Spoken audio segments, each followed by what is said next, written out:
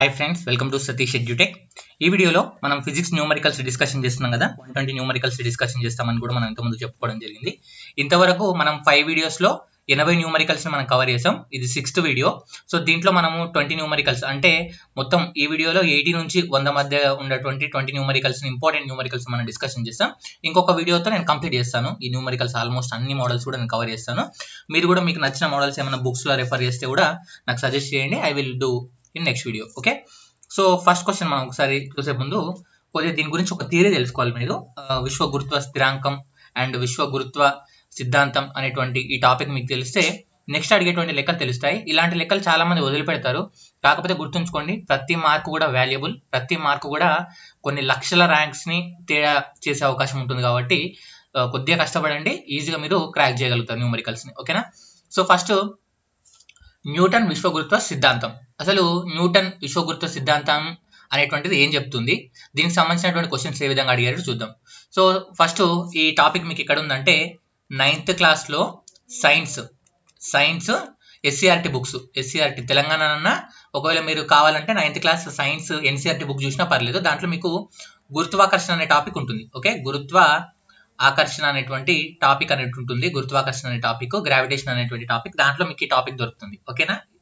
So ఇక్కడ ఏముంది అంటే టాపిక్, సర్ ఐజాక్ న్యూటన్ గారు యాపిల్ చెట్టు కింద కూర్చొని మనకు యాపిల్ చెట్టు మీద నుంచి కింద పడ్డప్పుడు భూమికి ఒక గురుత్వాకర్షణ అనేటువంటిది ఉంటుంది అనేటువంటి అంశాన్ని తెలిపాడు అనేటువంటిది మీ అందరికీ తెలిసిన విషయమే. అయితే ఇక్కడ ఆయన చెప్పినటువంటి నియమం ఏంటంటే, విశ్వంలో ప్రతి వస్తువు మరొక వస్తువును ఆకర్షిస్తుంది. ఈ ఆకర్షణ యొక్క బల పరిమాణం అనేటువంటిది ఆ రెండు వస్తువుల ద్రవ్యరాశి లబ్ధానికి అనులోమానుపాతంలోను మరియు వాటి మధ్య దూరం యొక్క వర్గానికి విలోమానుపాతంలోను ఉంటుంది అనేటువంటిదే విశ్వగురుత్వ సిద్ధాంతం. ఏం చెప్తుంది సార్ ఇక్కడ? విశ్వంలో ప్రతి రెండు వస్తువులు, ఈ విధంగా ఉన్నటువంటి రెండు వస్తువులు ఒకదానికొకటి ఆకర్షించుకోవడం జరుగుతుంది. ఓకే, ఒకదానికొకటి ఆకర్షించుకోవడం జరుగుతుంది.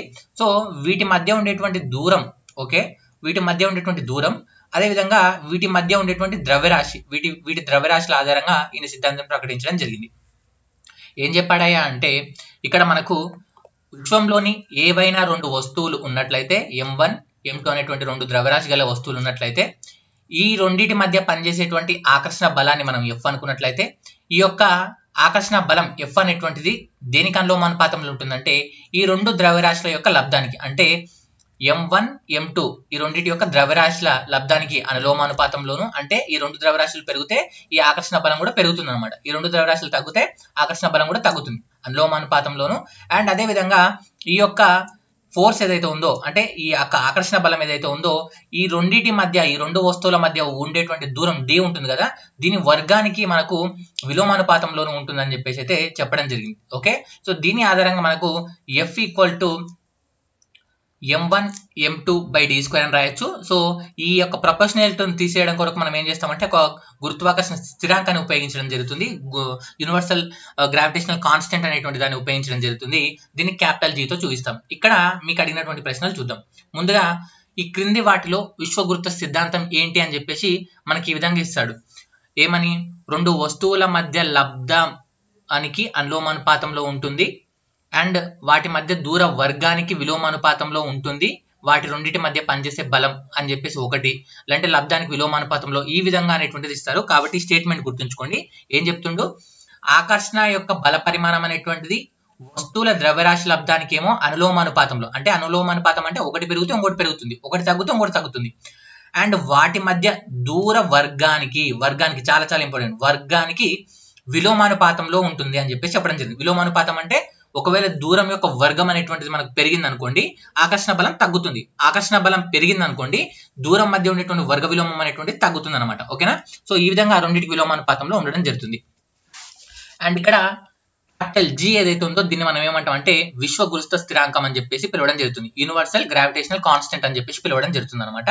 దీన్ని మనకు న్యూటన్ చెప్పడం జరిగింది. దీని విలువ ఎంత అంటే 6.67 × 10⁻⁻11 న్యూటన్ మీటర్ స్క్వేర్ kg⁻⁻2 అనేటువంటిది దీని యొక్క ప్రమాణాలు. చాలా చాలా important. 10 to 20 times group D, ALP, జేఈలో అడిగాడు. ఏమని? యూనివర్సల్ గ్రావిటేషనల్ కాన్స్టెంట్ వాల్యూ ఎంత, విశ్వ గురుత్వ స్థిరాంకం విలువ ఎంత? 6.67 × 10⁻⁻11 newton metre square KG to the power of -2. Sir దీన్ని ఎలా చెప్తారంటే newton metre square per KG square ఈ విధంగా చూపించవచ్చు, లేదా newton metre square KG to the power of -2 ఈ విధంగా మీకు ఇచ్చి ఆప్షన్లు మనకు ఉండడం జరుగుతుంది. కొన్నిసార్లు ప్రమాణాలు కూడా అడుగుతాడు సార్, ప్రమాణాలను కూడా ఆప్షన్ చేసిన వాడు. ఓకేనా. నెక్స్ట్ మరి ఈ విలువను ఎవరు చెప్పారంటే హెన్రీ కెవెండిష్ చెప్పాడు. ఇదే క్వశ్చన్ ని చాలా మంది బోల్తా కొట్టించాడు. విశ్వగురుత్వ స్థిరాంకం విలువను ఎవరు చెప్పారని చెప్పేసి ఫస్ట్ ఆప్షన్ న్యూటన్ పెడితే చాలా మంది న్యూటనే చెప్పాడు సిద్ధాంతాన్ని, కాబట్టి న్యూటనే విలువ చెప్పాడని న్యూటన్ రైట్ పెట్టారు. కాదు, ఈ న్యూటన్ యొక్క విశ్వ గురుత్వ స్థిరాంకం విలువ ఏదైతుందో దీన్ని తెలిపినటువంటి పర్సన్, వాల్యూ తెలిపినటువంటి పర్సన్ ఎవరు అంటే హెన్రీ కెవెండిష్ అనమాట. ఓకేనా. దీన్ని ఎలా కనుక్కున్నాడంటే 1 కేజీ ద్రవ్యరాశి కలిగిన 2 వస్తువులు ఉంటాయి కదా, వాటిని 1 మీటర్లో దూరంలో ఉంచి అప్పుడు వాటి మధ్య పనిచేసేటువంటి గురుత్వాకర్షణ బలం అనేటువంటిది జీకి సమానం అవుతుందని చెప్పేసి అయితే ఆయన తెలపడం జరిగింది అనమాట. ఓకేనా. సో ఇది మనకి ఇంపార్టెంట్ పాయింట్. ఇక్కడ అడిగే పాయింట్ ఒకటే, విశ్వగురుత్వ స్థిరాంకాన్ని క్యాపిటల్ జీతో చూపిస్తాము. విశ్వగురుత్వ స్థిరాంకంతో పాటు విశ్వగురుత్వ స్థిరాంకానికి సంబంధించినటువంటి విలువను ఎవరు కనిపెట్టారంటే హెన్రీ కెవెండిష్. విలువ ఎంత అంటే 6.67 × 10 to the power of -11 newton metre square KG to the power of -2 అనేటువంటిది మనకు విలువలు. సార్ దీని మీద లెక్కలు ఎలా అడిగారు? దానికన్నా ముందు ఈ విలువలు యాక్చువల్గా ఇది మనకు కాన్సెప్ట్ రాదు, కాకపోతే నేను ఎందుకు చెప్తున్నానంటే గుర్తుంచుకోండి, ఈ విలువలు కూడా మనకి ఎగ్జామ్లో అడిగారు. భూమి ద్రవ్యరాశి ఎంత అని అడిగారు. ఎంత అంటే 6 × 10 to the power of 24 kg. 6 × 10 to the power of 24 kg. Okay, భూమి యొక్క ద్రవ్యరాశి. భూమి యొక్క వ్యాసార్థం ఎంత అంటే 6.4 × 10 to the power of 6 meters. 6.4 × 10 to the power of 6 meters. So మీకు గురుత్వాకర్షణ స్థిరాంకం కాకుండా గురుత్వాకర్షణ విలువ మీకు తెలుసు కదా. సో గ్రావిటేషనల్ ఫోర్స్ కి సంబంధించినటువంటి 9.8 m/s² అనేటువంటిది ఇది గుర్తుంచుకోండి. Small G, capital G. Okay, capital G విలువ అంటేనేమో 6.67, స్మాల్ జీ అంటేనేమో 9.8 m/s². ఓకేనా. ప్రమాణాలు కూడా ఇంపార్టెంట్, ఇవి అడిగాడు ఇంత ముందుకు. ఓకే, ఫస్ట్ క్వశ్చన్ చూసే ముందు ఇంకొక చిన్న కాన్సెప్ట్ మాట్లాడతాను. ఇక్కడ 2 అంశాలు ఉంటాయి, ఆవర్తన కాలము, పౌనపున్యము. ఆవర్తన కాలము, పౌనపున్యము. సో ఆవర్తన కాలం అంటే ఏంటి, పౌనపున్యం అంటే ఏంటి తెలుసుకుందాం. ఏదైనా ఒక వస్తువు ఒక డోలనానికి చేసేటువంటి కాలాన్ని మనం ఏమంటాం అంటే ఆవర్తన కాలం అంటాం. సరే, ఇక్కడ ఫర్ సపోజ్ ఈ విధంగా ఒక బాల్ ఈ విధంగా ఉందనుకోండి. సో ఇది ఈ పొజిషన్ కు లాగి ఈ పొజిషన్ నుంచి వదిలారనుకోండి, అంటే ఈ పొజిషన్ నుంచి ఈ పొజిషన్కి వచ్చింది, ఈ పొజిషన్ నుంచి ఈ పొజిషన్కి వచ్చి మళ్ళీ సేమ్ పొజిషన్ ఎక్కడి నుంచి అయితే వదిలామో ఆ పొజిషన్కి రావడానికి మనకు కొంత టైం పడుతుంది కదా. ఆ టైంలో మనం ఏమంటామంటే ఆవర్తన కాలం అని చెప్పేసి పిలవడం జరుగుతుంది. ఓకేనా, ఇది ఆవర్తన కాలం అంటే. ఓకే, ఇది మైక్రో సెకండ్ లో కూడా ఉండొచ్చు అనమాట.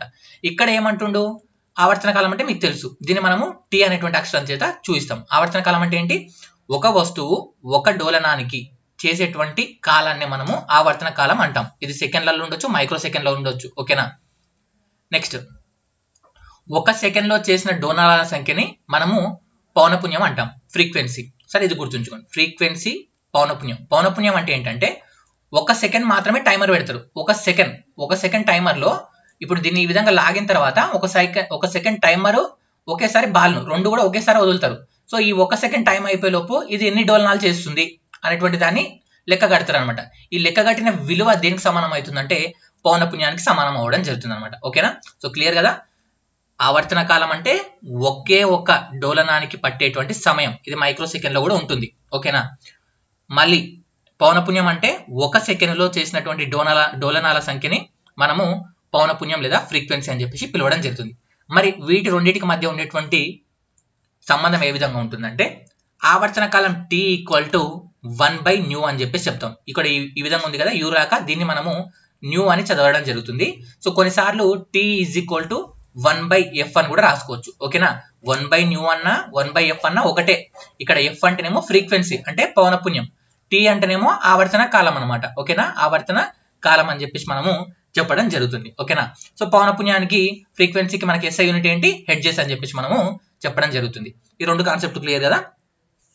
ఇప్పుడు మనము ఫస్ట్ లెక్క చూద్దాం. అంతకన్నా ముందుగా RRB గ్రూప్ డి గురించి నేను టెస్ట్ సిరీస్ కండక్ట్ చేస్తున్నాను. ఎవరైతే టెస్ట్ సిరీస్ తీసుకోలేదో ఫ్రీ టెస్ట్ లింక్ ఉంది, ఫ్రీ టెస్ట్ రాయండి, then you can decide. App download చేసుకోవాల్సి ఉంటుంది, యాప్ లింక్ కూడా మీకు కామెంట్ లో పిన్ చేస్తాను. ఈ టెస్ట్ సిరీస్ లో మీకు 15 టెస్టులు ఉంటాయి అండ్ ప్రతి టెస్ట్ ను 3 సార్లు రాసుకోవడానికి అవకాశం ఉంటుంది.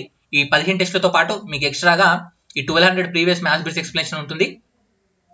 2000 ప్రీవియస్ లో అడిగినటువంటి రైల్వేలో అడిగిన NTPC గ్రూప్ డి జేఈలో అడిగినటువంటి జిఎస్జీకే బిట్స్ హ్యాండ్ రిటన్ నోట్స్ ఉంటుంది. దాంతోపాటు ఇప్పుడు 120 న్యూమరికల్స్ మనం ఏవైతే ఫిజిక్స్ డిస్కషన్ చేస్తున్నామో ఇది వీళ్ళు నోట్స్ రాసుకోవాల్సిన అవసరం లేదు. ఈ టెస్ట్ సిరీస్ తీసుకున్న వాళ్ళు వీళ్ళకు క్వశ్చన్ ఆన్సర్స్ తో కూడినటువంటి న్యూమరికల్ పీడిఎఫ్ అయితే వీళ్ళకు అందజేయడం జరుగుతుంది అనమాట. ఓకేనా, ఇంకేమైనా డౌట్ ఉంటే ఈ నెంబర్కి మీరు వాట్సాప్ మెసేజ్ చేయొచ్చు.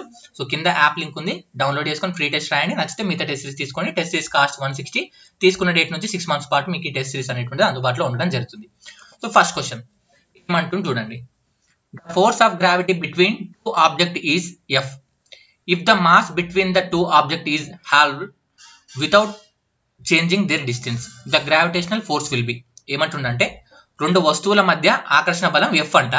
ఆ రెండు వస్తువుల ద్రవ్యరాశులను సగం చేస్తే ఆ రెండు వస్తువుల మధ్య దూరంలో ఎలాంటి మార్పు చేయకుండా రెండు వస్తువుల ద్రవ్యరాశిని సగం చేస్తే గురుత్వాకర్షణ బలం విలువ ఏమైతుంది అని అడిగాడు. అంటే డబల్ అవుతుందా, అలాగే ఉంటుందా, సగం అవుతుందా, 1/4 అవుతుందా అని చెప్పేసి మనకు అడగడం జరిగింది.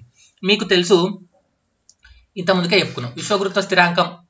ఓకే, దాని ప్రకారం ఓకే విశ్వ గురుత్వాకర్షణ బలం F ఈక్వల్ టు ఏం రాస్తాం, G into m1 m2 by r² అని చెప్పేసి మనము రాయడం జరుగుతుంది. ఇక్కడ వాడు ఏమంటుండు సార్, ఇక్కడ ఈ m1 m2 ఏవైతే ఉన్నాయో ద్రవ్యరాశులను ఏం చేయమంటుండు, సగం చేయమంటుండు, హావ్ చేయమంటుండు. సో హావ్ చేయమంటుండు కాబట్టి F equal to G into m1/2 m2/2 రాసుకోవచ్చా, రాసుకోవచ్చు. బై దూరాన్ని ఏమైనా మార్చమంటుండా, ఏం మార్చొద్దు అంటుండు కాబట్టి అలాగే r² అనేటువంటిది రాసుకున్నాం. That is equal to F into okay ఈ 1/2 1/2 అంటే ఏమవుతుంది, 1/4 అవుతుందా. సో 1/4 బయటికి తీసుకొస్తున్నా, G into m1 m2 by r² అని చెప్పేసి రాసుకోవచ్చు. అవునా, ఇది F' అనుకుందాం. సో F' ఈక్వల్ టు ఇప్పుడు చూడండి ఈ G m1 m2 by r² బదులు మనము F రాసుకోవచ్చా, రాసుకోవచ్చు. అంటే 1/4 ఆఫ్ F అని రాయచ్చా, రాయచ్చు. అంటే F' ఈక్వల్ టు ఒకవేళ ద్రవ్యరాశులను సగం చేస్తే మనకు ఈ యొక్క గురుత్వాకర్షణ బలం విలువ ఏమవుతుందంటే 1/4 అవుతుంది. అంటే F/4 అని చెప్పొచ్చు అనమాట. అంటే రైట్ ఆన్సర్ ఏమవుతుంది మనకు, ఆప్షన్ డి అనేటువంటిది అవ్వడం జరుగుతుంది. ఓకేనా, చాలా చాలా ఇంపార్టెంట్. ఇది ఎప్పుడు అడిగారంటే November 16, 2018 షిఫ్ట్ 1లో అడిగినటువంటి క్వశ్చన్. కావాలంటే మీరు పేపర్లోకి వెళ్ళి చెక్ చేసుకున్నా నాకు ఏ అభ్యంతరం లేదు. ఇవి చాలా చాలా అంటే కాన్సెప్ట్ తెలిసిన వాళ్ళు మాత్రమే చేస్తారు, మీకు తెలియదు అనట్లేదు. ఇప్పుడు తెలుసు కదా, నెక్స్ట్ లెక్క వస్తే చేయొచ్చు మీరు ఈజీగా. ఇక్కడ మీరు చేయాల్సిందల్లా సగం చేయమన్నాడు. ఓకే 1/2 1/2 చేశారు, 1/4 బయటకు వస్తుంది. సో ఈ విలువ F కు సమానం కాబట్టి F/4 అని రాసాం, అంతేనా. ఇదే లెక్కను ఇంకొక షిఫ్ట్ లో ఎలా అడిగాడంటే ఈ ద్రవ్యరాశులు ఉంటాయి కదా, మొదటి ద్రవ్యరాశిని 1/4 సెకండ్ ద్రవ్యరాశిని 1/2 చేసిన తర్వాత ఓకేనా దూరాన్ని ఎలా మార్చలేదు అన్నాడు. ఇప్పుడు ఎన్ని రెట్లు అవుతుందంటే ఏం చేస్తారు, 4 2 8 అంటే 1/8 అంటే F/8 అంటే ఈ యొక్క గురుత్వాకర్షణ బలం విలువ అనేటువంటిది 8వ వంతుకు పడిపోతుంది అనమాట. ఓకేనా, ఎప్పుడు మొదటి ద్రవ్యరాశిని 1/4 సెకండ్ ద్రవ్యరాశిని 1/2 చేసినప్పుడు ఇంతే. ఓకేనా, ఈ విధంగా మీకు ఇక్కడ ఏదైతే ద్రవ్యరాశులను సగం చేయమంటాడు, మొదటి ద్రవ్యరాశిని 1/4 సెకండ్ ద్రవ్యరాశిని 1/2 అంటాడు, ఒకసారి 1/3 1/4 అంటాడు. ఇలా నెంబర్స్ మాత్రమే చేస్తారు, చేసే విధానం ఇది. ఓకేనా, క్లియర్ కదా. నెక్స్ట్ లెక్క చూద్దాం. ఇది చూడండి, ఇది కూడా కొద్దిగా మీరు ఆలోచిస్తే ఈజీగా చేయొచ్చు. ఇంతకుముందుకి ఏం చెప్పాడు, ద్రవ్యరాశులను మార్చాడు, ఈ మధ్య ఉండేటువంటి దూరాన్ని మార్చాడా, మార్చలేదు. ఈ లెక్కలో ఏం చేస్తాడంటే ద్రవ్యరాశులను మార్చాడు, ఓన్లీ వాటి మధ్య దూరం ఉంది కదా దాన్ని మార్చాడు. అలా మార్చినప్పుడు ఏ విధంగా లెక్క చేయాలి చూద్దాం. If the distance between the two objects exceeds the normal distance by 6, the force of gravitational will be. రెండు వస్తువుల మధ్య దూరాన్ని 6 రెట్లు పెంచిన విశ్వగురుత్వ బలం అనేటువంటిది, విశ్వ గురుత్వాకర్షణ బలం అనేటువంటి విలువ ఏమైతుంది, 6 రెట్లు అవుతుందా, 36 రెట్లు అవుతుందా, 1/36వ వంతు అవుతుందా, 6వ వంతు అవుతుందా అని చెప్పేసి మనకు అడగడం జరిగింది. మీకు తెలుసు విశ్వ గురుత్వాకర్షణ బలం F equal to G into m1 m2 by r² అనేటువంటి మీకు తెలుసు. ఇక్కడ ఏమంటుంది సార్, F అలాగే ఉంచుతున్నా, గురుత్వాకర్షణ స్థిరాంకం విలువ మారదు కాబట్టి దాన్ని అలాగే రాసుకున్నాం. m1 m2 అలాగే రాసుకుంటారు, ఎందుకంటే ద్రవ్యరాశి గురించి వాడు లెక్కలు ఏం మాట్లాడలేదు. ఓకే, r² అంటే దూరం, దీన్ని ఏం చేయమంటుండు, మనకేం చెప్తుండు, దూరాన్ని 6 రెట్లు చేయమంటుండు. అంటే 6r² అని చెప్పేసి మనం రాస్తాం. ఓకేనా, చాలా మంది 6r² రాసి 1/6 అయిందని రాస్తారు, తప్పు. 6r² రాయాలి. ఇప్పుడు చూడండి F is equal to G m1 m2 by ఈ 6² అంటే ఏమొస్తుంది 36, అవునా, 36r అనేటువంటిది అలాగే ఉంటుంది. ఇప్పుడు 1/36 ఇక్కడ G m1 m2 by r² అనేటువంటిది అలాగే ఉంటుంది. సో ఈ మొత్తం ప్లేస్ లో మళ్ళీ నేను F రాసుకోవచ్చా, దీన్ని ఒకవేళ F' అనుకుంటే రాసుకోవచ్చు. కాబట్టి F' ఈక్వల్ టు ఏమవుతుంది 1/36 ఓకే ఇంటూ ఎఫ్ అంటే f/36 అంటే ఎన్నో వంతుకి అవుతుంది 1/36 ఒక వంతుకి ఈ యొక్క బలం అనేటువంటిది పడిపోవడం జరుగుతుంది అనమాట. ఓకేనా, ఈ విధంగా మనం చేస్తాం. ఓకేనా, సో అందరు చేసే మిస్టేక్ ఇదే. ఇక్కడ ఒక్క దగ్గర మిస్టేక్ చేయకండి, ఆన్సర్ ఈజీగా చేయొచ్చు. ఎందుకు సార్ ఇంత స్లో చెప్తున్నాం అంటే కొద్దిగా నాన్ మ్యాథ్స్ వాళ్ళు ఉన్నారు, న్యూమరికల్స్ లో ఇబ్బంది పడతారు, అందుకని స్లో. కావాలంటే స్పీడ్ పెంచుకోండి సెట్టింగ్స్ లో. నెక్స్ట్ లెక్క ఇది చూడండి, ఇది కొద్దిగా డిఫికల్టీ లెక్క, చాలా మంది చేయరు, కాకపోతే అర్థం చేసుకుంటే చాలా ఈజీ. సో ఇది మనకు ఎప్పుడు అడిగారంటే October 10, 2018 షిఫ్ట్ 1 లో అడిగినటువంటి question. What will be the distance between these two bodies if the attraction force between two bodies 1/9 of F. సరే ఇక్కడ ఏమంటుందంటే రెండు వస్తువుల మధ్య ఆకర్షణ బలం అనేటువంటిది 1/9 ఎఫ్ ఉన్నట్లయితే, అంటే విశ్వగురుత్వ బలం ఉన్నట్లయితే వాటి మధ్య దూరాలు ఒకదానికన్నా ఒకటి 3 రెట్లు ఉంటాయా, వాటి మధ్య దూరాల మధ్య మార్పు లేదా, ఆ రెండు దూరాలు సమానంగా ఉంటాయా, దూరాలు ఒకదానికొకటి 2 రెట్లు ఉంటాయని అడుగుతున్నాడు. క్వశ్చన్ అర్థం కానట్టుంది కదా, ఇక్కడ చెప్తున్నా వినండి. మనకు ఎఫ్ ఈక్వల్ టు ఏం తెలుసు, G m1 m2 by r². ఏంది ఇది, ఎఫ్ అంటే విశ్వ గురుత్వాకర్షణ బలం. ఒకవేళ ఈ విశ్వ గురుత్వాకర్షణ బలం ఎఫ్ అనేటువంటిది ఒకవేళ f/9 ఉంది అనుకోండి, వాడు చెప్తున్నాను అనమాట, ఒకవేళ f/9 అయినట్లయితే 1/9 అయినట్లయితే అంటుండు, అంటే ఇండైరెక్ట్ గా f/9 అయినట్లయితే అప్పుడు మనకి ఏమంటుండు, ఈ యొక్క ఆర్ ఉంది కదా, ఈ యొక్క దూరం అనేటువంటిది ఎన్ని రెట్లు ఉంటుంది, ఒకదానికొకటి. అంటే ఇప్పుడు దీన్ని నేను ఏమనుకుంటున్నాను అంటే R1 అనుకోండి, నార్మల్గా ఉన్నది. f/9 అయిన తర్వాత ఏమవుతుందంటే G m1 m2 by r² అనుకుంటున్నా, ఎందుకంటే ఇది నార్మల్ గా గురుత్వాకర్షణ బలం అంటే r1² ఉంటుంది. f/9 అయిన తర్వాత r2² గా మారింది అనుకుంటున్నా. ఎందుకు అనుకుంటున్నా అంటే ఈ రెండింటి మధ్య నేను రిలేషన్ తీసుకోవాలి కాబట్టి. ఓకేనా, సో ఇప్పుడు మనం ఒకదాని బై ఒకటి చేసుకుందాం, అంటే రెండింటి బై చేసుకుందాం, అంటే a/b మనం చేస్తాం కదా, సేమ్ అదే మోడల్. ఇప్పుడు చేసుకున్నట్లయితే ఇక్కడ సైడ్ ఏముంటుంది, f/9 ఉంటుంది, ఇటు సైడ్ ఏముంటుంది g m1 m2, ఇక్కడ g m1 m2 క్యాన్సిల్ అయిపోతుంది. క్యాన్సిల్ అయిపోతే మనకి ఇక్కడ ఏముంటుంది r1² బై r2² ఉంటుంది, అవునా. ఇప్పుడు ఈ 9 అనేటువంటిది పైకి వెళ్ళిపోతుంది, 9 అనేటువంటి పైకి వెళ్ళిపోతే ఏమవుతుంది 9f బై ఓకే ఎఫ్ అనేటువంటిది ఉండడం జరుగుతుంది. సో ఈ ఎఫ్ క్యాన్సిల్ అయిపోతే r1² బై r2² అనేటువంటిది ఉంటుంది. ఇక్కడ r1² is equal to 9 okay r2² రాసుకోవచ్చా, ఈ r2² అనేటువంటిది ఇటు సైడ్ రావడం జరుగుతుంది అనమాట. ఓకేనా, ఇటు సైడ్ వచ్చింది. ఇప్పుడు రాసుకున్నట్లయితే ఏమొస్తుంది, సారీ ఇక్కడ ఒకసారి చూడండి, ఇది 1/, ఉంది కదా, అంటే పైకి r2 అవుతుంది పైకి. ఇప్పుడు a/b by C by D అని ఉంది అనుకోండి. ఇప్పుడు రాసినప్పుడు ఏమవుతుంది a/b రాసి ఇంటూ d/c అని రాస్తాం. ఇప్పుడు ఇది కట్ అయిపోతే మనకు ఈ కింద ఉన్నటువంటి d విలువ పైకి వెళ్ళిపోతుంది, అంటే r2² బై r1². సో ఇక్కడ r2² బై r1² అనమాట. ఇక్కడ ఏమొస్తుందంటే r2² is equal to 9r1² రావడం జరుగుతుంది. So r2² equal to 9r1² అనేటువంటిది ఉంది. ఈ స్క్వేర్ ని తీసేస్తే ఇక్కడ ఏమొస్తుంది, రూట్ వస్తుంది, అంటే రూట్ 9r1² అనేటువంటిది రావడం జరుగుతుంది. So r2 is equal to ఏం రాసుకోవచ్చు, 3r1 రాసుకోవచ్చా, ఎందుకంటే స్క్వేర్ కి ఇప్పుడు 3² అని రాస్తాం, r1² ఉంటుంది, స్క్వేర్ రెండు స్క్వేర్లకి రూట్ కి కట్ అయిపోతుంది. So r2 is equal to 3r1 అంటే ఎన్ని రెట్లు అవుతుంది మనకు 3 రెట్లు అవ్వడం జరుగుతుంది అనమాట. ఓకే, f/9 చేసినట్లయితే ఈ దూరం అనేటువంటిది 3 రెట్లు అవుతుంది. ఆప్షన్ ఏ అనేటువంటిది మనకు రైట్ ఆన్సర్ అవ్వడం జరుగుతుంది అనమాట. ఓకేనా, సో ఇది చాలా ఈజీ లెక్క, సింపుల్ గా ఆలోచించడమే. ఓకేనా, a/b చేయడమే అంతే. ఓకేనా, సో ఇది గుర్తుంచుకోండి, సింపుల్ ప్రాసెస్ ఇది. అర్థమైందని అనుకుంటున్నా, అర్థం కాకపోతే కొద్దిగా బ్యాక్వర్డ్ చేయండి. ఈ స్టెప్ కాడ మాత్రం కన్ఫ్యూజ్ కాకండి, ఈ ఒక్క స్టెప్ మీరు కన్ఫ్యూజ్ కావద్దు అంతే, ఈ ఒక్క స్టెప్. Okay, next. సో ఇది అండ్ చాలా మంది మితి గురించి చేయమంటున్నారు. మితి గురించి నేను ఇక్కడ మీకు కంక్లూజన్ ఇవ్వడానికి ట్రై చేస్తాను.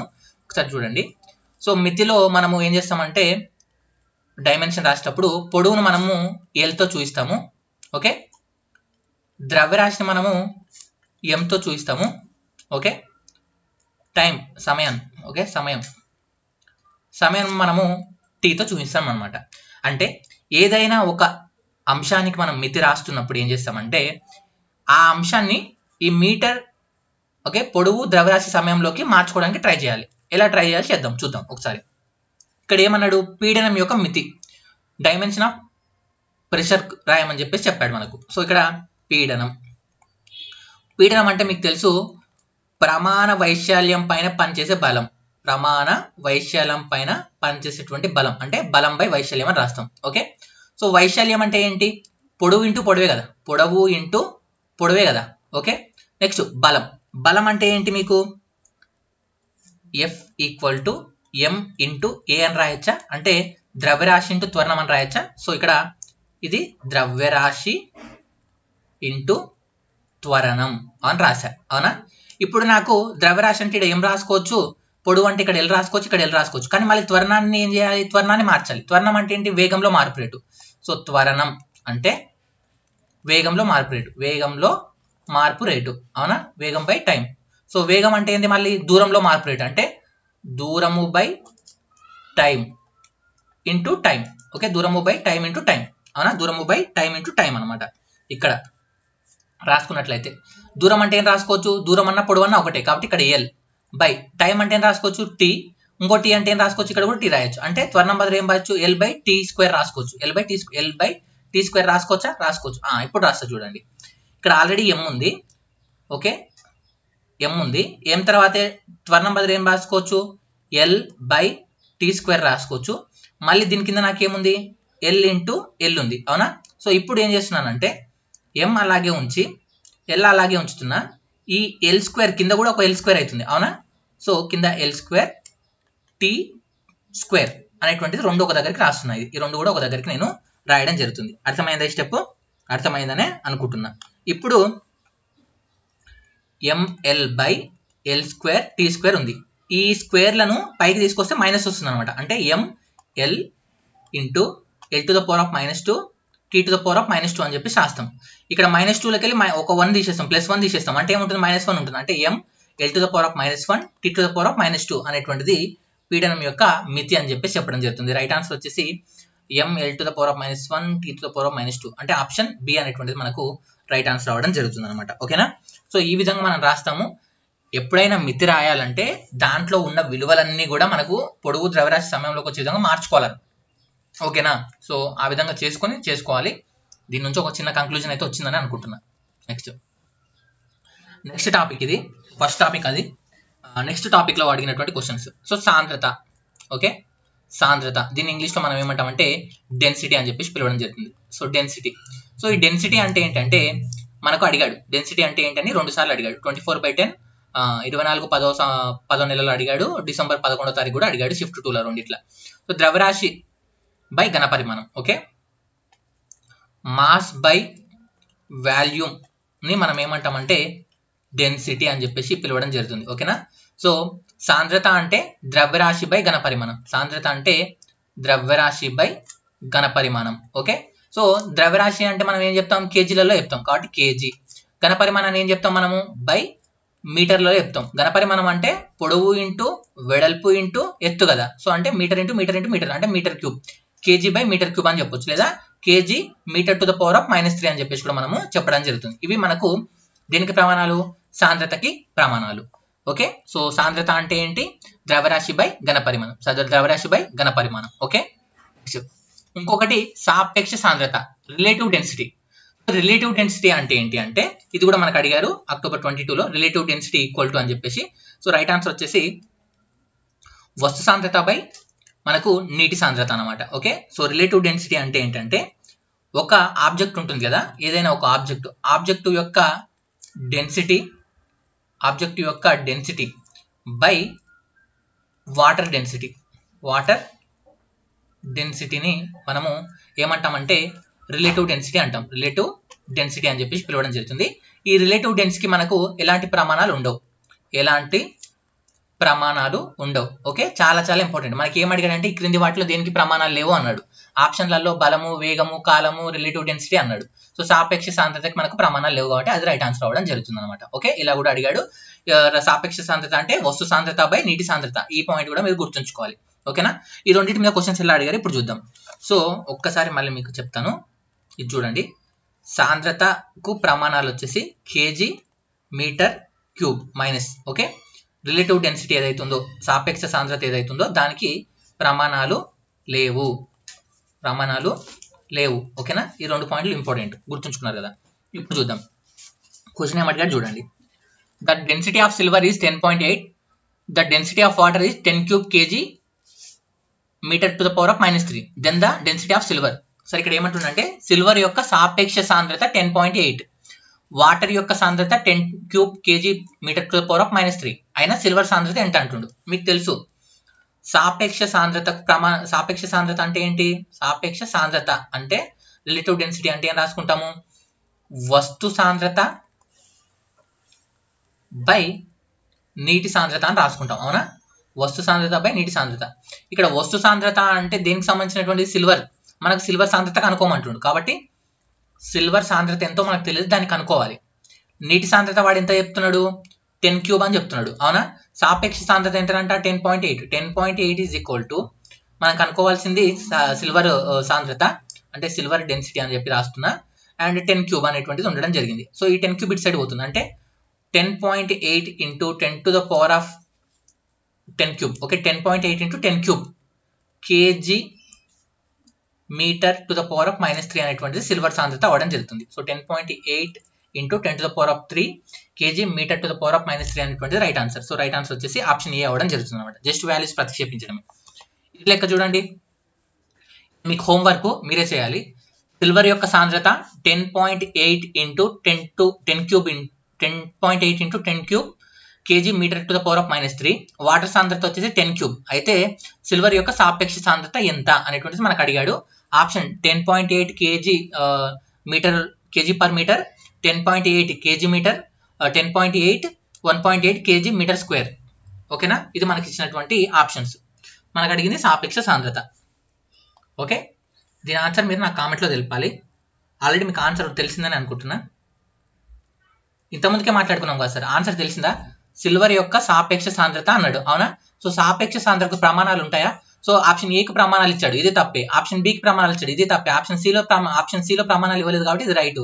ఆప్షన్ డిలో ప్రమాణాలు ఇచ్చాడు కాబట్టి రాంగ్. సో సాపేక్ష సాంద్రత ప్రమాణాలు ఉండవు, ప్రమాణాలు లేకుండా ఉన్నటువంటి ఆప్షన్ ఒకటి ఉంది కాబట్టి 10.8 రైట్. ఇదే ఇంకా మళ్ళీ లెక్క చేయడం ఎందుకు దీనికి, అవునా? అర్థమైందా?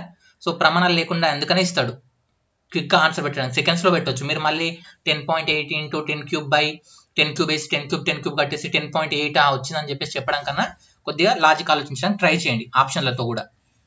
నెక్స్ట్ ఈ కాన్సెప్ట్ చూడండి, ఇది కొద్దిగా డిఫరెంట్ కాన్సెప్ట్. ఈ కాన్సెప్ట్ మీకు స్టార్టింగ్ లో చెప్పలేదు. సో ఈ కాన్సెప్ట్ కూడా మనకి ఎగ్జామ్ లో అడుగుతారు. ఏంటంటే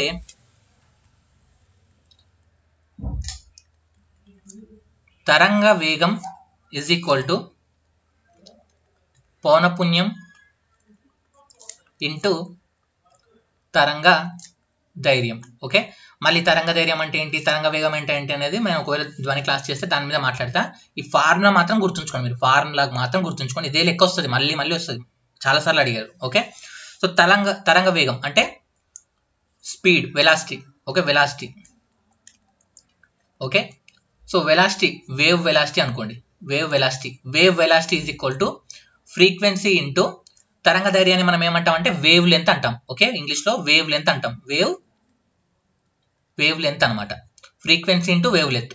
velocity equal to frequency into wavelength. వేవ్ లెంత్ని మనము లాంబ్డాతో చూపిస్తాం, తరంగ ధైర్యాన్ని మనము లాంబ్డాతో చూపిస్తాం. లాంబ్డా అంటారు దీన్ని. ఓకే, ఈ సింబల్ని మనం లాంబ్డా అంటాం అనమాట. ఓకేనా, సో ఇది గుర్తుంచుకోండి. V equal to F into lambda, V equal to F into lambda. V అంటేనేమో వెలాసిటీ, వేగము. ఎఫ్ అంటే ఫ్రీక్వెన్సీ, పౌనపున్యము. లాంబ్డా అంటే వేవ్ లెంత్, తరంగ ధైర్యము. ఇవి గుర్తుంటే ఇలాంటి లెక్కలు ఈజీగా చేయొచ్చు. ఓకే, ఇప్పుడు చూడండి క్వశ్చన్ ఏం అడిగారు.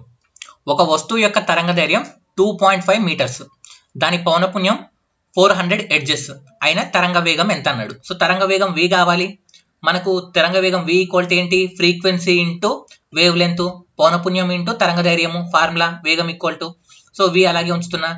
తరంగ ధైర్యం ఎంత ఇచ్చాడు, 2.5 ఇచ్చాడు. పౌనపున్యం ఎంత ఇచ్చాడు, 400 ఇచ్చాడు. 400 that is equal to 400 into 25/10 అని రాయొచ్చు. ఈ జీరోకి ఈ జీరో కట్టు.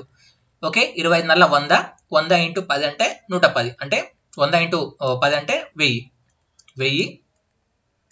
వేగాన్ని మీటర్ పర్ సెకండ్లో చెప్తాం కాబట్టి 1000 మీటర్ పర్ సెకండ్ అనేటువంటి తరంగ వేగం అని చెప్తాం. Right answer option A. Simple లెక్క.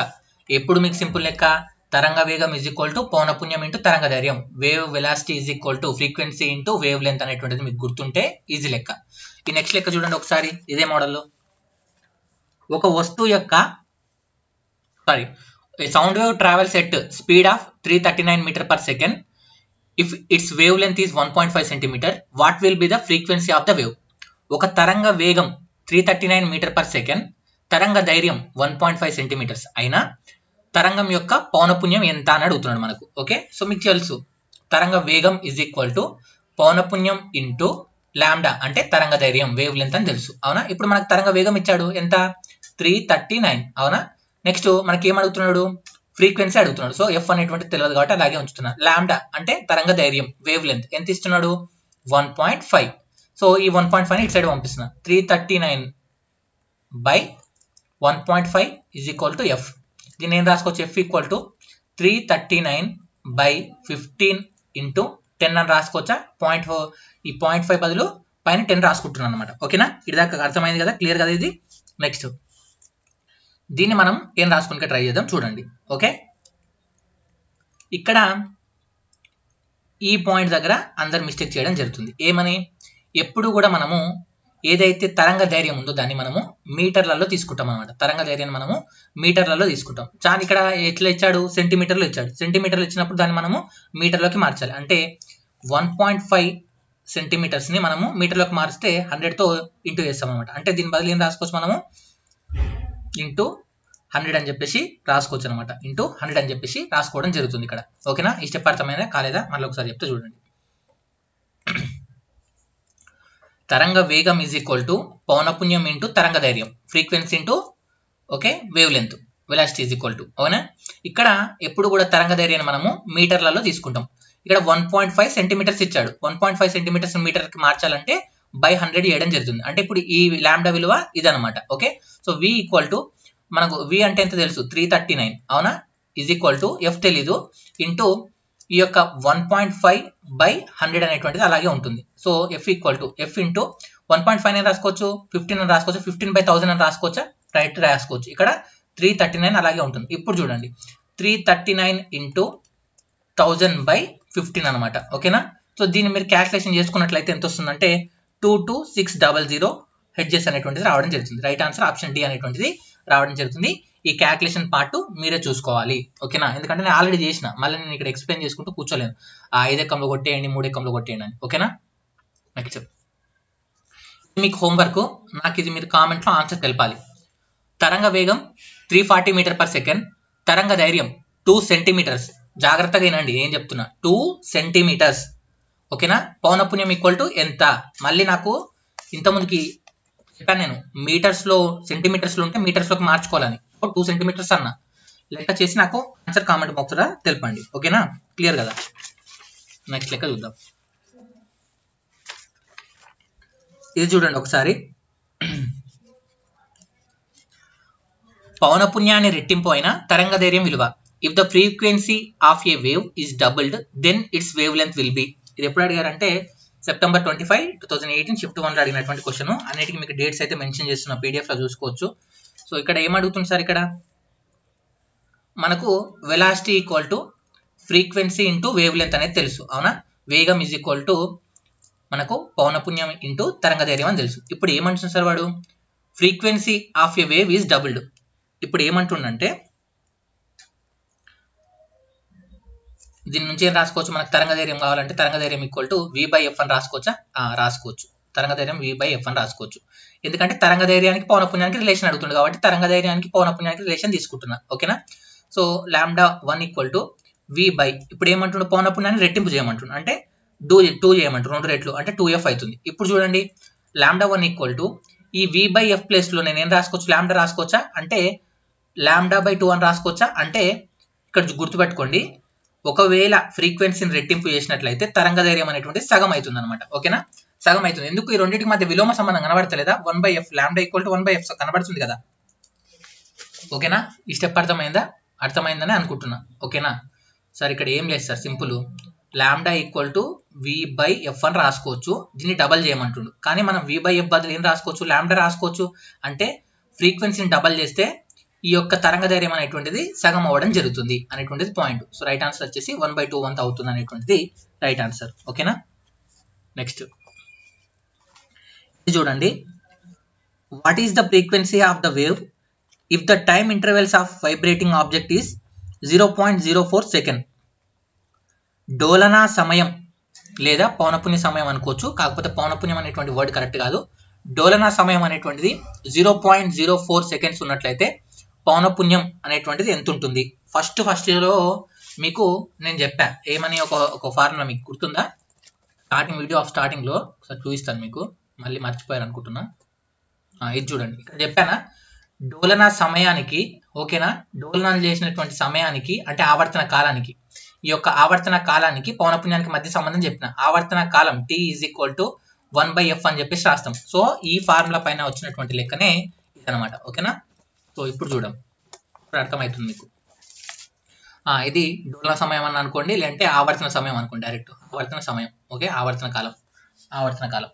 సో ఇప్పుడు ఆవర్తన కాలం T ఈక్వల్ టు ఏం రాస్తాం? 1/f, ఫ్రీక్వెన్సీ అని రాస్తాం. ఈ రెండింటి మధ్య సంబంధం. ఈ T ఈక్వల్ టు ఎంత అంట? 0.04 సెకండ్స్ అంట, అవునా. ఇప్పుడు మనకి ఏమైతుండు? 1/f ఈక్వల్ టు ఎంత అంటుండు? సో ఇక్కడ ఎఫ్ని ఇక్కడ తీసుకొస్తాం, 0.04 ఇక్కడ తీసుకొస్తాం, అంటే f ఈజ్ ఈక్వల్ టు 1/0.04. దీన్ని రాసుకున్నట్లయితే ఏం రాసుకోవచ్చు? 100/4 అని రాస్తాం, అవునా. ఎందుకంటే పాయింట్ తర్వాత 2 సంఖ్యలు ఉన్నాయి కాబట్టి పైన 2 జీరోలు, 4×25 100 అంటే 25 పౌనపున్యానికి ప్రమాణాలు ఏం చెప్పుకున్నాం? హెడ్జెస్ అని చెప్పుకున్నాం. కాబట్టి 25 హెడ్జెస్ అనేటువంటిది ఆప్షన్ బి అనేటువంటిది రైట్ ఆన్సర్ అవ్వడం జరుగుతుంది. ఈ స్టెప్ ఎప్పుడు వాడాలి అని తెలిస్తే ఈ లెక్క ఈజీ, ఓకేనా. సో ఇది October 11, 2018 షిఫ్ట్ 1లో అడిగిన క్వశ్చన్. నెక్స్ట్ లెక్క చూడండి. ఇప్పుడు రివర్స్ అడుగుతున్నాడు అనమాట. ఏమని? పౌనపున్యం గిట మనకు 20 హెడ్జెస్ ఉంటే డోలన సమయం ఎంత అంటుండు? The frequency of wave travelling 500 metre per second is 20 hertz, the time period అంటుండు. సరే ఇక్కడ ఫ్రీక్వెన్సీ మాత్రమే ఇంపార్టెంట్, ఇది అవసరం లేదు మనకు. డోలన సమయం అడుగుతుండు అంతే, అంటే ఆవర్తన సమయం, డోలన సమయం లేదా ఆవర్తన సమయం ఎంత అని అడుగుతున్నాడు. సో T ఈక్వల్ టు ఏం రాస్తాం? 1/f, అవునా. T ఈక్వల్ టు 1/f అంటే ఎంత అంటుండు? 20 హెడ్జెస్ అంటుండు. 1/20 అంటే మనం ఏం రాస్తాం? 0.2, అవునా. 20 హెడ్జెస్ అంటున్నాడు అంతే కదా. సో 1/20 అంటే 0.05 అని రాసుకోవచ్చు, అవునా. ఎందుకంటే పాయింట్కి ఇక్కడ 0 వస్తుంది, సరిపోదు, 0 అంతే, 0.05 అని చెప్పేసి రాయడం జరుగుతుంది. 25లో 100, 0.05 టైం కాబట్టి సెకండ్స్, 0.05 సెకండ్స్ అంటే ఆప్షన్ డి అనేటువంటిది మనకు రైట్ ఆన్సర్ అవ్వడం జరుగుతుంది అనమాట, ఓకేనా. నెక్స్ట్ చూడండి, ఇది కొద్దిగా డిఫరెంట్ లెక్క, మళ్ళీ ఇది కొద్దిగా డిఫరెంట్. ఇంకా నేను మారుస్తున్నా, ఎందుకంటే నెక్స్ట్ వీడియో ఒకటే ఉంటుంది కాబట్టి వీళ్ళని ఎక్కువ మోడల్ చెప్పడానికి ట్రై చేస్తున్నా. మీరు కూడా కొద్దిగా జాగ్రత్తగా వీడియో వినడానికి ట్రై చేయండి. వక్రీభవన గుణకం విలువ 1.5 కలిగిన యానకంలో కాంతి యొక్క వేగం ఎంత అని అడుగుతున్నాడు. సార్ ఇక్కడ దీన్ని రిఫ్రాక్టివ్ ఇండెక్స్ అని చెప్పేసి పిలవడం జరుగుతుంది. Refractive index, the speed of light in a medium whose refractive index is 1.5 is అని అంటున్నాడు. అంటే రిఫ్రాక్టివ్ ఇండెక్స్ లేదా వక్రీభవన గుణకం 1.5 ఉన్నటువంటి యానకంలో కాంతి యొక్క వేగం ఎంత ఉంటుందని అడిగాడు. సార్ ఇక్కడ రిఫ్రాక్టివ్ ఇండెక్స్ లేదా వక్రీభవన గుణకానికి ఫార్ములా ఏంటి, సూత్రం ఏంటి సార్ అంటే వక్రీభవన గుణకం refractive index is equal to శూన్యంలో కాంతి వేగము బై యానకంలో కాంతి వేగం, యానకంలో కాంతి వేగం. ఇది చూడండి, refractive index is equal to speed of a light in vacuum by speed of a light in a medium. మళ్ళీ చెప్తున్నా, refractive index is equal to speed of light in vacuum by speed of light in medium అనేటువంటిది దీని యొక్క formula. వక్రీభవన గుణకానికి formula ఏంటి? శూన్యంలో కాంతి వేగము by యానకంలో కాంతి వేగం, ఓకేనా. శూన్యంలో కాంతి వేగము బై యానకంలో కాంతి వేగం. ఇక్కడ వక్రీభవన గుణకం విలువ ఎంత అంటుండు? 1.5 అన్నాడు. సో ఇక్కడ 1.5 ఇజ్ ఈక్వల్ టు శూన్యంలో కాంతి వేగం ఎంత మీ అందరికి తెలిసిందే, 3 × 10⁸ మీటర్ పర్ సెకండ్ అనేటువంటిది ఉండడం జరుగుతుంది. ఇప్పుడు మనకి ఏం అడుగుతుండు? యానకంలో కాంతి వేగం ఎంత అంటుండు. ఓకే, మీడియంలో కాంతి వేగం ఎంత అని అడుగుతుండు. అదే కదా అడిగింది, యానకంలో కాంతి వేగం అడుగుతున్నాడు. సో ఇది ఇక్కడ వచ్చేస్తుంది, ఇది ఇక్కడ వచ్చేస్తుంది. అంటే యానకంలో కాంతి వేగం ఇజ్ ఈక్వల్ టు 3 × 10⁸ 1.5 ఉండడం జరుగుతుంది, అవునా. సో దీన్ని కొట్టేసుకుంటే ఏం రాసుకోవచ్చు? 1.5 × 2 అవునా. 1.5ని డబల్ చేస్తే 3 వస్తుంది. కాబట్టి 2 × 10⁸ మీటర్ పర్ సెకండ్ అనేటువంటిది మనకు రావడం జరుగుతుంది. 2 into 10⁸ metre per second. So 2.0 ఇచ్చాడు. 2 into 10⁸ metre per second. Right answer option B అవ్వడం జరుగుతుంది. ఇది చాలా చాలా ఇంపార్టెంట్. ఇదే లెక్క మళ్ళీ 10 సార్లు అడిగాడు. నేను ఇంకా మళ్ళీ ఇదే లెక్కను కంటిన్యూ చేయను చెప్తున్నా. ఇంపార్టెంట్ అన్నప్పుడు గుర్తుంచుకోండి. వక్రీభవన యానకం సంబంధించినటువంటి క్వశ్చన్ లేదా వక్రీభవన గుణకానికి సంబంధించిన క్వశ్చన్ అడుగుతాడు. వక్రీభవన గుణకం refractive index is equal to శూన్యంలో కాంతి వేగము బై యానకంలో కాంతి వేగం, speed in a vacuum by speed of a light in vacuum by speed of a light in medium అనేటువంటిది ఫార్ములా. ఓకేనా? Is clear? నెక్స్ట్ ఇక్కడ చిన్న కాన్సెప్ట్ చెప్తాను మీకు. ఇంకొక చిన్న కాన్సెప్ట్ కొద్దిగా బేర్ చేయండి. ఒక 2 minutes నా దగ్గర బేర్ చేయండి. ఈ వీడియో ఓవర్ అవుతుంది. ఉష్ణ మాపకాలు అనేటువంటి టాపిక్ మీద మనకు చాలాసార్లు క్వశ్చన్ అడిగాడు. ఉష్ణ మాపకాలు, ఓకే, టెంపరేచర్ని మెజర్ చేసేటువంటి వాటిపైన అడిగాడు. సో దీంట్లో మనకు 3 రకాలుగా మనం కొలుస్తాము. ఒకటి సెల్సియస్, అవునా, Celsius. Next foreign heat, degrees of foreign heat. Next వచ్చేసి కెల్విన్ని కేతో చూపిస్తాం. ఓకే, సో ఇక్కడ సెల్సియస్, ఫారెన్ హీట్, కెల్విన్. దీంట్లో మనకు కనిష్ట ఉష్ణోగ్రతలు ఉంటాయి, అంటే మినిమం ఉష్ణోగ్రత అనేటువంటిది ఉంటుంది. గరిష్ట ఉష్ణోగ్రత ఉంటుంది, అంటే మాక్సిమం ఉష్ణోగ్రత ఉంటుంది. ఎందుకు చెప్తున్నావు సార్ అంటే ఇవి కూడా అడిగాడు ఎగ్జామ్లో. సెల్సియస్లో కనిష్ట ఉష్ణోగ్రత ఎంత? 0 degrees. గరిష్ట ఉష్ణోగ్రత ఎంత? 100 degrees సెల్సియస్. ఓకేనా? ఫారెన్ హీట్లో మనకు కనిష్ట ఉష్ణోగ్రత ఎంత? 32 degrees ఫారెన్ హీట్. ఫారెన్ హీట్లో గరిష్ట ఉష్ణోగ్రత ఎంత? 212 degrees ఫారెన్ హీట్. కెల్విన్లో మనకు కనిష్ట ఉష్ణోగ్రత ఎంత? 273 కెల్విన్. కెల్విన్లో గరిష్ట ఉష్ణోగ్రత ఎంత? 373 degrees కెల్విన్ అనేటువంటి మనకు ఎగ్జామ్లో అడిగారు. ఇవన్నీ కూడా అడిగాడు, క్లియర్గా అడిగాడు.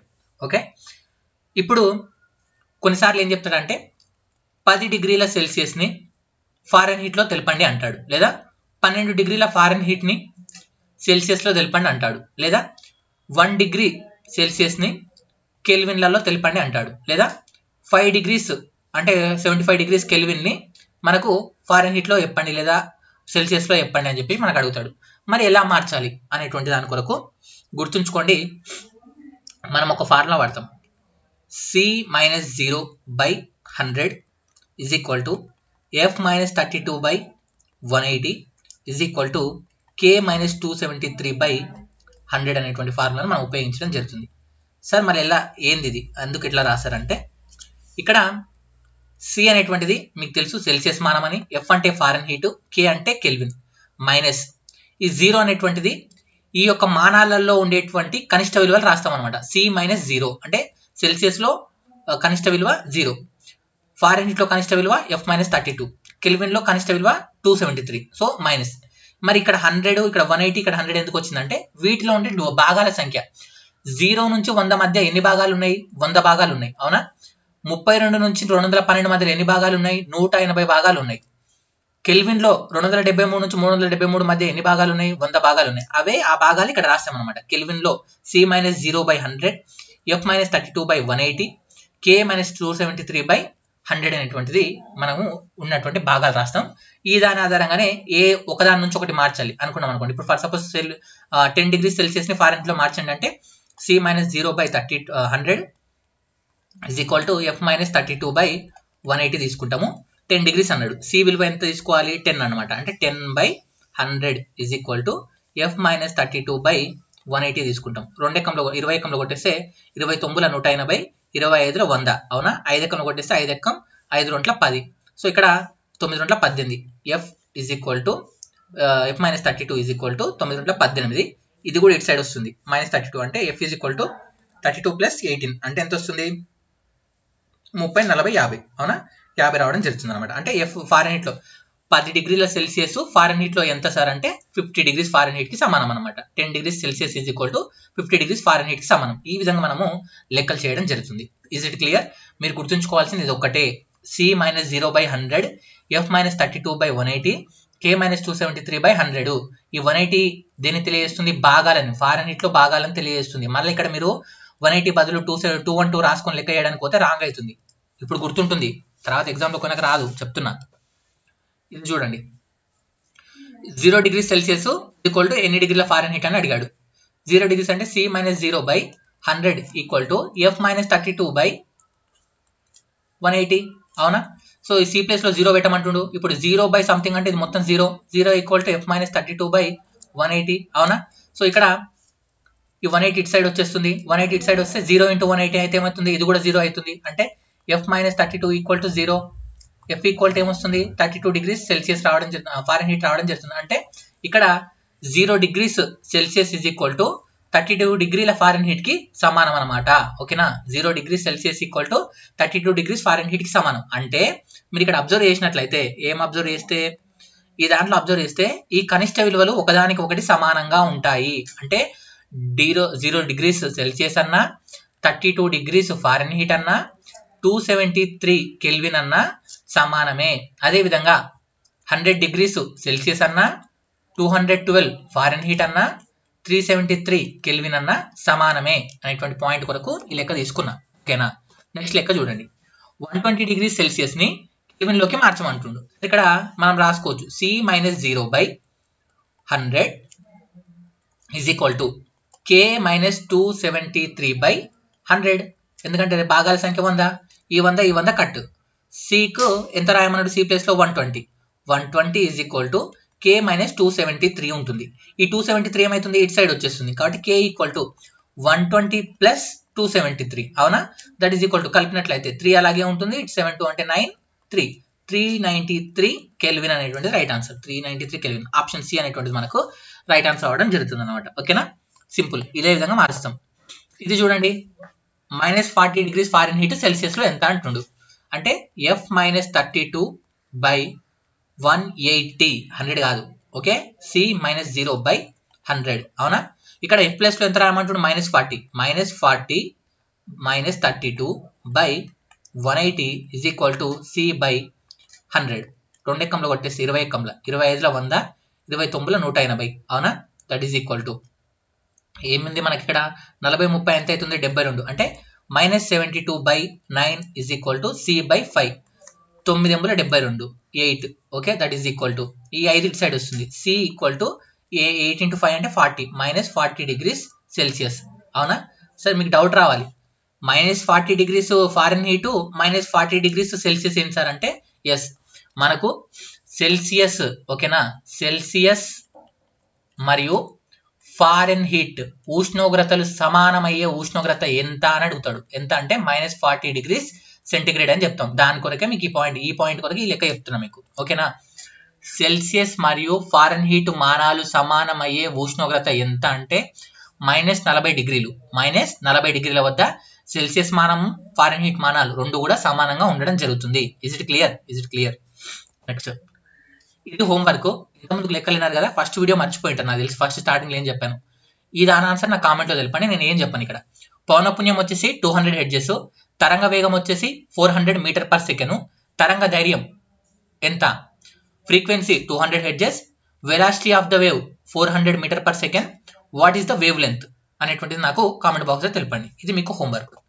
నెక్స్ట్ ఇంకొకటి, ఇప్పుడు లాస్ట్ మనం ఉష్ణోగ్రత మాపకాలు విన్నారు కదా, 25 degrees సెంటిగ్రేడ్ ని కెల్విన్ లోకి మార్చి చెప్పండి నాకు. 25 degrees సెంటిగ్రేడ్ ని కెల్విన్ లోకి మార్చండి. ఆప్షన్ కూడా ఇక్కడ ఉండడం జరిగింది. ఓకే? సో ఫ్రెండ్స్, ఇది ఈ వీడియో నచ్చిందని అనుకుంటున్నాను. నచ్చితే లైక్ చేయండి, ఫ్రెండ్స్ తో పాటు షేర్ చేయండి. ఈ వీడియో ఎంతవరకు చూసారంటే మీకు నచ్చే ఉంటుంది. And group D test series ఎవరైతే ఇంట్రెస్ట్ ఉన్న క్యాండిడేట్స్ ఉంటే, మీరు సీరియస్ గా ప్రిపేర్ అవుతుంటే ప్రాక్టీస్ కొరకు తీసుకోండి. టెస్ట్లు మీకు చాలా ఉపయోగపడతాయి. ఈ ప్రీవియస్ బిట్స్ కూడా మీకు ఎగ్జామ్ పాయింట్ ఆఫ్ వ్యూలో క్వశ్చన్స్ ఏ విధంగా అడుగుతున్నారు, ఏ టాపిక్స్ మీరు చదవడానికి ఒక డైరెక్షన్ అయితే వేయడానికి ట్రై చేస్తాయి. కాబట్టి మర్చిపోకండి. ఒక ఫ్రీ టెస్ట్ అయితే నేను ఇచ్చాను యాప్ లో. ఆ ఫ్రీ టెస్ట్ ని అందరూ కూడా రాయండి. మీ నాలెడ్జ్ ప్రజెంట్ ఏ స్టేజ్ లో ఉంది, దాన్ని ఎలా ఇంప్రూవ్ చేసుకోవాలని కూడా మీకు ఐడియా రావడం జరుగుతుంది. ఓకే? ఇంకా డౌట్స్ ఉంటే టెస్ట్ సిరీస్ గురించి ఈ నెంబర్కి వాట్సాప్ మెసేజ్ చేయండి. No more calls. And thank you for watching this video. Please subscribe our channel and press the bell icon.